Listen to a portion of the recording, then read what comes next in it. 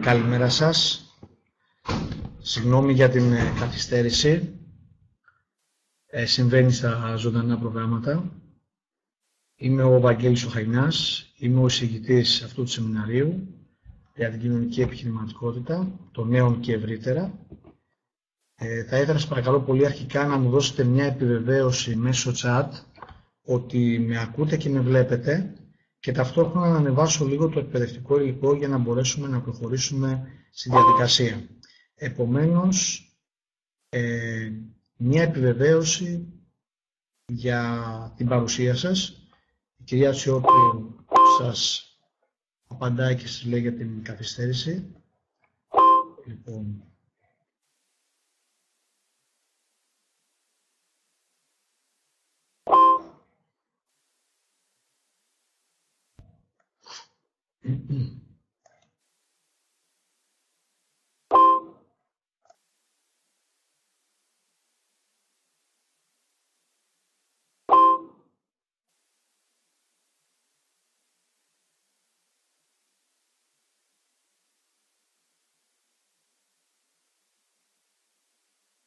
ωραία, περιμένω λίγο για την επιβεβαίωση και μισό λεπτό παρακαλώ πολύ για να ανεβάσουμε τα αρχεία που θα αξιοποιήσουμε στο πλαίσιο του σημερινού σεμιναρίου. Θα χρειαστεί ένα λεπτό για αυτή τη διαδικασία. Επομένως, είχαμε πει ότι είναι από τις 10 μέχρι τις 11. Θα το μετατοπίσουμε από τις 10 και 20 μέχρι τις 11 και 20 και θα αφήσουμε βεβαίως και χρόνο για να μπορούμε να συζητήσουμε διάφορα θέματα που μπορεί να προκύψουν από το πλαίσιο του σεμιναρίου και της διάλεξης.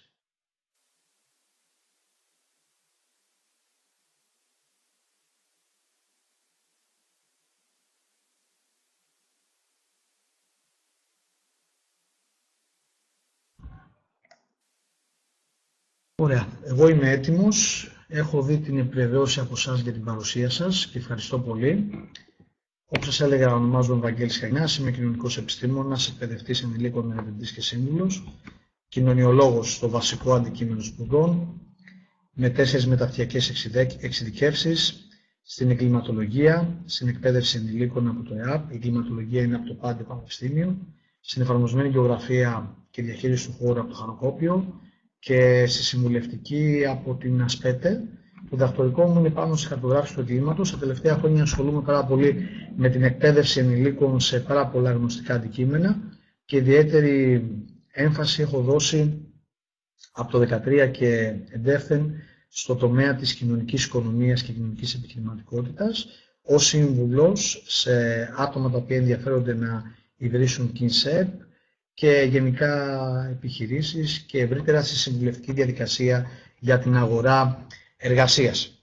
Αυτό είναι το email μου, το οποίο σε περίπτωση που υπάρχει κάποιο ερώτημα με κοινοποιήσει στην κυρία Τσιόρτου μπορείτε να μου στείλετε για να σας απαντήσω.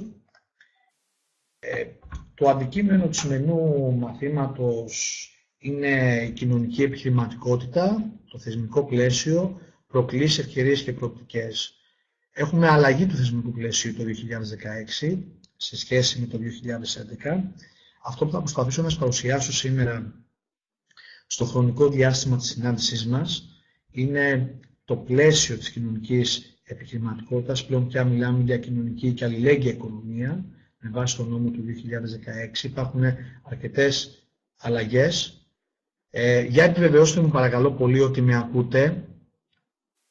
Επιβεβαιώστε μου σας παρακαλώ πολύ ότι με ακούτε, με ένα OK. Συγγνώμη αν γίνομαι λίγο κουραστικός, αλλά θέλω την επιβεβαίωση για να νιώθω ότι με ακούτε όλοι και είναι όλα εντάξει. Πάρα πολύ ωραία. Ευχαριστώ όλους. Θα μιλήσουμε και για ευκαιρίες χρηματοδότησης, δυνατότητες χρηματοδότησης, για καλές πρακτικές, προκλήσεις και ευκαιρίες. Είναι πράγματι, θα λέγαμε, ένας αναδυόμενος τομέας. Κάνοντας μία έρευνα αγοράς και μιλώντας με άτομα τα οποία είναι άνεργα σε διάφορα προγράμματα, πραγματικά πρέπει να σας μεταφέρω την άποψη ότι το μεγαλύτερο μέρος των ανθρώπων δεν γνωρίζουν για αυτό που ονομάζουμε κοινωνική επιχειρηματικότητα, κοινωνική οικονομία και λέγει οικονομία, άσχετα αν το κάνουμε εδώ και πολλές δεκαετίες σε επίπεδο συνεταιρισμών. Ήδη από το 1830 φεύγα, θα λέγαμε, υπάρχουν αναφορές που μας μιλάνε για αυτό το συνεταιριστικό κίνημα και τη λογική της κοινωνικής και αλληλέγγυας οικονομίας. Εννοείται, σε οποιοδήποτε χρονικό διάστημα της συνεργασίας μας, αν υπάρχει κάποιο ερώτημα, με τα χαράς μπορείτε να μου γράψετε στο chat και είμαι στη διάθεσή σας για ό,τι προκύψει στο πλαίσιο της συζήτησης. Λοιπόν, τα βασικά νομικά πλαίσια του τομέα της κοινωνικής επιχειρηματικότητας και των κοινωνικών συνεταιριστικών επιχειρήσεων, αυτό που λέμε KINSEP, ξεκίνησε από τον νόμο του 1999, πήγαμε μετά στον νόμο του 11 και ο τελευταίος νόμος είναι ο 4430 του 2016. Ο νόμος του 99 αφορά επί της ουσίας τη θεσμοθέτηση των ΚΙΣΠΕ, που είναι κοινωνικοί συνεταιρισμοί περιορισμένης ευθύνης. Και ασχολούνται πιο πολύ με θέματα υπηρεσιών ψυχικής υγείας για άτομα που ανήκουν σε αυτό το φάσμα, με σκοπό την εξονοσοκομιακή φροντίδα, την αποασυλοποίηση, την ψυχοκοινωνική και κοινωνική επανένταξη κάποιων ανθρώπων που ζούσαν σε άσυλα, απεξαρτημένων κτλ. Οι ΚΙΣΠΕ βασικά είναι νομικά πρόσωπα ιδιωτικού δικαίου, έχουν περιορισμένη ευθύνη σε ό,τι αφορά τα μέλη τους και στηρίζονται κυρίως σε αρχές αλληλεγγύης, ισότητας και της δημοκρατικής συμμετοχής στη λήψη αποφάσεων, σε ό,τι αφορά τη διαχείριση των διαδικασιών τους και τη διοίκησή τους. Και ο στόχος βέβαια είναι πάντα η κοινωνικο-οικονομική και επαγγελματική ένταξη των ατόμων που αντιμετωπίζουν σοβαρά ψυχοκοινωνικά προβλήματα. Πριν προχωρήσω λίγο, θα ήθελα να σας ρωτήσω αν έχετε ακούσει εσείς, αν έχετε ακούσει μέχρι τώρα τον όρο κοινωνική οικονομία, κοινωνική επιχειρηματικότητα, αλληλέγγυα οικονομία, αν έχετε παρακολουθήσει κάποιο σεμινάριο παλαιότερα σχετικό, είναι κάποια από τους συμμετέχοντες που έχουν ακούσει αυτόν τον όρο. Κοινωνική οικονομία, κοινωνική επιχειρηματικότητα, ως έννοια, ή αν έχουν συμμετάσχει σε κάποια διαδικασία, αν συμμετέχουν σε μια τέτοια συλλογικότητα. Συνεχίζω και μου λέτε αν κάποιος έχει κάποια εμπειρία. Η Καλλιόπη, αν με επιτρέπετε μιλάω στο ελληνικό, το λέω, τον έχει ακούσει. Η Κυριακή έχει κάνει το μεταπτυχιακό της πάνω στην κοινωνική επιχειρηματικότητα. Μάλιστα. Είχα διαβάσει μια διπλωματική στο Αιγαίο, την έχεις κάνει, μου έχει πέσει στο μάτι μου σε μια διπλωματική. Μπορεί να κάνω λάθος, Κυριακή, κάτι μου λέει το όνομά σου. Ευχαριστώ. Πάμε λίγο τώρα στο νόμο του 2011 που ορίζει την κοινωνική οικονομία και το λέω όπως φαίνεται στη διαφάνεια. Ο Σπύρος είναι σε KINSEP, ο φορέας, λέει ο Γιάννης, το εργαστήριο έχει ασχοληθεί αρκετά.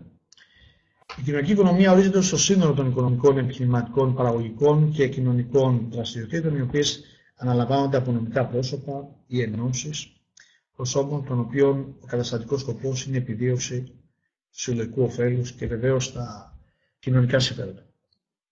Εκεί το 2011 με αυτόν τον νόμο που θεωρήθηκε κατά πολλούς ότι θα έρθει η άνθηση των KINSEP και πραγματικά θα υπάρξει και αυτό που είναι η ουσία του, δηλαδή η επαγγελματική και κοινωνική ένταξη ανθρώπων που βρίσκονται στο φάσμα της ανεργίας. Έτσι είδαμε τελικά ότι σε κάποιο βαθμό μπορεί να ήταν έτσι μια ευκαιρία, μια πρόκληση, όμως δεν συνοδεύτηκε από τα αντίστοιχα χρηματοδοτικά εργαλεία μια κριτική του κάνου στο σύστημα. Η KINSEP τέλος πάντων διοικείται εισόδημα από τα μέλη της, στοχεύει στο συλλογικό όφελος και το κέρδος της και το κέρδος προκύπτει δηλαδή από δράσεις που έχουν να κάνουν με κοινωνικό και δημόσιο συμφέρον. Ο νέος νόμος τώρα που έχει κάποιες αλλαγές σε σχέση με τον νόμο του 2011, βασικά αλλάζει λίγο το τοπίο. Μιλάει πλέον πια για κοινωνική και αλληλέγγυα οικονομία, ψηφίστηκε τον Οκτώβριο του 2016 και αντικατάσταση, όπως είπαμε, τον νόμο του 2011 που επικεντρωνόταν στην κοινωνική οικονομία και την κοινωνική επιχειρηματικότητα. Μιλάμε για μια αλλαγή νοοτροπίας και φιλοσοφίας σε ό,τι αφορά τους τίτλους. Η Κατερίνα η Μαύρου είχε ανοίξει λίγο το μικρόφωνο της, το έκλεισε, γιατί ακουγότανε. Λοιπόν, οι φορείς κοινωνικής και αλληλέγγυας οικονομίας είναι η ΚΙΝΣΕΠ όπως αναφέραμε προηγουμένως, η ΚΙΣΠΕ και εντάσσονται πλέον πια στο πεδίο του νόμου και οι συνεταιρισμοί εργαζομένων. Θα μιλήσουμε γι' αυτό. Και βέβαια οποιοδήποτε άλλο μονοπρόσωπο, νομικό πρόσωπο, εφόσον σωρευτικά ισχύουν όλες αυτές οι προϋποθέσεις, υπάρχουν και στον νόμο, νομίζω δεν χρειάζεται να το αναλύσω περισσότερο. Οι κοινωνικές συνεταιριστικές επιχειρήσεις διακρίνονται σε ΚΙΝΣΕΠ ένταξης και αυτές χωρίζονται σε δύο κατηγορίες, ευάλωτων ομάδων και ειδικών ομάδων ένταξης, που έχουν κάποιες διαφορές. Δεν θα επιμείνω πάρα πολύ στο κομμάτι αυτό, γιατί μπορεί να βρεθεί άνετα αυτή η πληροφορία. Στις ΚΙΣΠΕ, που αν έχετε δει μάλιστα τα σχολικά γεύματα σε 3 δήμους που έχουν ξεκινήσει πιλωτικά και αν δεν κάνω λάθος, στο Δήμο Περάματος, στο Δήμο Καλαμάτας και στο Δήμο Καβάλας, έχουν αναλάβει κάποιες ΚΙΣΠΕ αυτό το πρόγραμμα, σχολικά γεύματα, δεν ξέρω αν το έχετε ακούσει, και προχωράει σε ικανοποιητικό βαθμό το Υπουργείο. Και έχουμε βεβαίως και τις ΚΙΝΣΕΠ συλλογικής και κοινωνικής ωφέλειας, οι οποίες αναπτύσσουν δραστηριότητες βιώσιμης ανάπτυξης ή και παρέχουν κοινωνικές υπηρεσίες γενικού ενδιαφέροντος. Πάμε να δούμε κάποια γενικά χαρακτηριστικά, γιατί συμμετέχουν και στο σεμινάριο και άτομα εκτός όσων γνωρίζουν το χώρο, που δεν γνωρίζουν αυτοί οι άνθρωποι καθόλου τι σημαίνει, και πρέπει λίγο να τους μοιήσουμε και να τους βάλουμε στη διαδικασία. Μια ΚΙΝΣΕΠ όμως πρέπει να διαθέτει τουλάχιστον 5 μέλη ή 7 αν αφορά τις ΚΙΝΣΕΠ ένταξης. Τα μέλη της ΚΙΝΣΕΠ μπορεί να είναι φυσικά πρόσωπα και νομικά πρόσωπα. Δεν επιτρέπεται η συμμετοχή των νομικών προσώπων να υπερβαίνει το ποσοστό του 1 τρίτο των μελών του. Έχει να κάνει με το πόσα μέλη είναι. Μιλάμε το 1 τρίτο των μελών. Δεν μπορούν να συμμετέχουν μέλη οργανισμοί τοπικής αυτοδιοίκησης.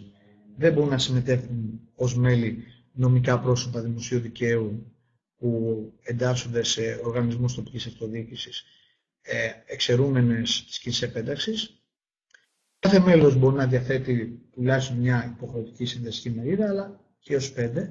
Ωστόσο, όλοι έχουν δικαίωμα μίας ψήφου, ανεξάρτητα αν έχουν 1 ή 5 συνδεσικές μερίδες. Κάθε μέλος διοικούσης επιτροπής υποχρεωτικά συνιστά και μέλος της επιχείρησης. Γιατί μην ξεχνάμε, όταν μιλάμε για μια ΚΙΝΣΕΠ, είναι μια επιχείρηση. Από μόνη της η συμμετοχή ενός φυσικού προσώπου με την ιδιότητα μέλους εταίρου σε ΚΙΝΣΕΠ δεν του δίνει αυτό που λέμε εμπορική ιδιότητα και δεν προκύπτει γι' αυτό ασφαλιστικές φορολογικές υποχρεώσεις. Βέβαια, αυτό που είναι σημαντικό να επισημανθεί, αν κάποιος ανήκει σε μια ΚΙΝΣΕΠ, δεν μπορεί ταυτόχρονα να βρίσκεται σε μια άλλη ΚΙΝΣΕΠ με ίδια δραστηριότητα στον ίδιο νόμο. Το ποσοστό των ακαθαρίστων εσόδων από τις δραστηριότητες ΚΙΝΣΕΠ που προέρχονται από νομικά πρόσωπα δημοσίου δικαίου, δηλαδή και ΟΤΑ, από το κράτος και ευρύτερα, και από την τοπική αυτοδιοίκηση, μας λέει ότι δεν μπορεί να υπερβαίνει το 65% των συνολικών εσόδων της επιχείρησης. Δηλαδή εδώ μπαίνει με λίγα λόγια ένα πλαφόν. Εξαιρούμενες οι ΚΙΝΣΕΠ ένταξης σε αυτό το πλαίσιο.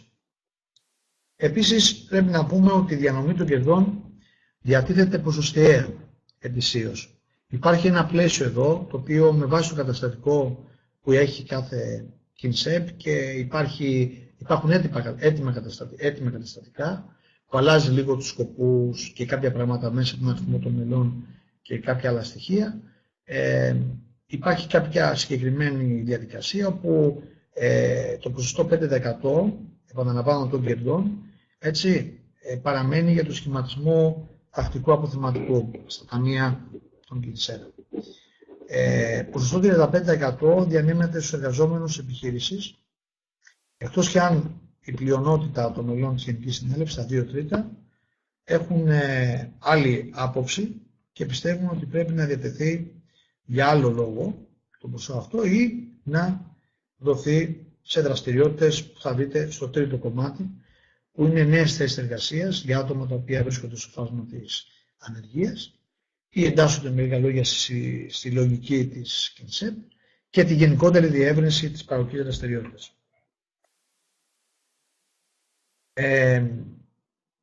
Τα χαρακτηριστικά των συνεταιρισμών εργαζομένων είναι ο σκοπός ότι αφορά τη συλλογική ωφέλεια. Εκεί μπορούν να δουν μόνο φυσικά πρόσωπα, να εντάσσονται και να παράγουν αγαθά ή να παρέχουν υπηρεσίες για τρίτους και ούτω καθεξής. Επίσης, αν κάποιος ανήκει σε έναν συνεταιρισμό εργαζομένων, δεν μπορεί να είναι ταυτόχρονα και μέλος άλλου συνεταιρισμού εργαζομένων. Επίσης, για τη σύσταση συνεταιρισμού εργαζομένων απαιτείται η συμμετοχή σε αυτήν και η υπογραφή του καταστατικού τους από 3